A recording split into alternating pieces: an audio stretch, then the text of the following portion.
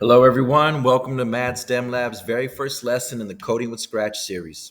Today, we're going to get started with Scratch. It's a fantastic platform where you can create your own interactive stories, games, and animations. If you've never used Scratch before, simply go to your web browser or the Google search and search for Scratch MIT to find the website. It's completely free.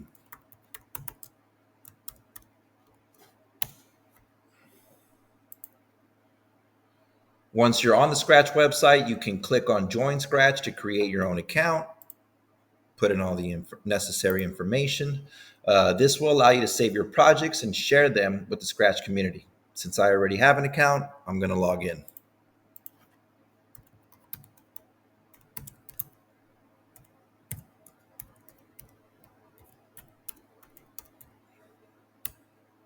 Oops.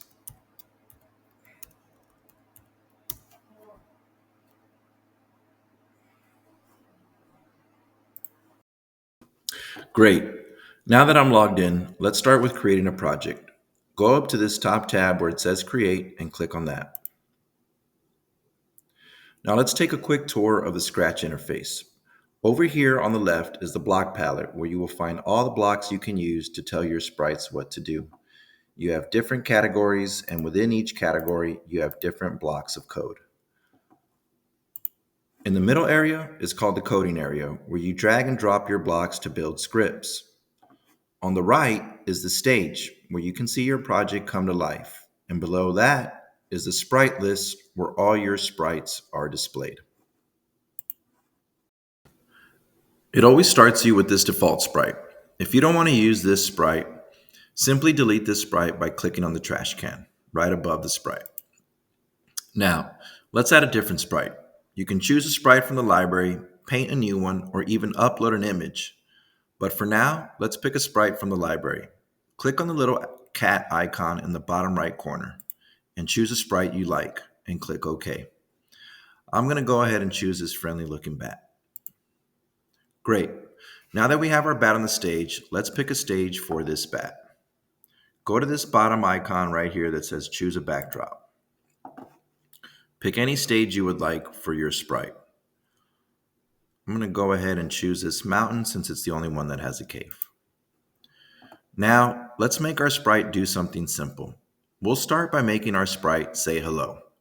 To do that, go to the looks category in the block palette. Find the block that says hello for 2 seconds and drag that block and snap it in the coding area. Now, if I click on this block, watch what happens on the stage.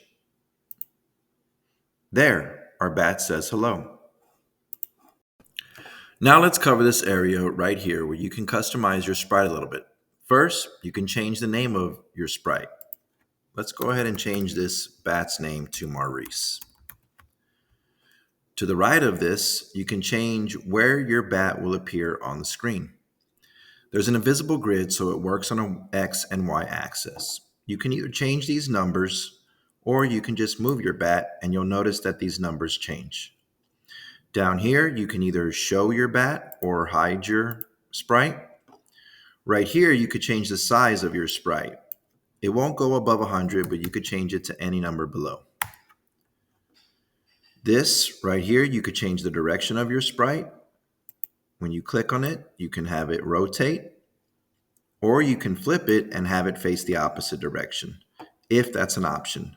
For this bat sprite, that's not an option, but let's go ahead and pick that cat that we had before, and I can show you what I mean.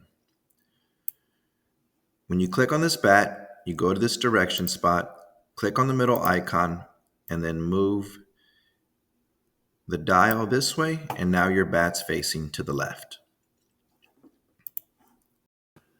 Remember to click on the correct sprite you want to add code to. When I click on the cat sprite, you'll notice there's no code. It's because I haven't given it any yet. Let's go ahead and have the cat say hi back, but instead we're going to change exactly what he says. You can click right here and just type in whatever you want.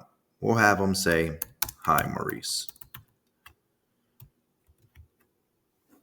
Now, when I click on Maurice, I click on this block of code. He says hello.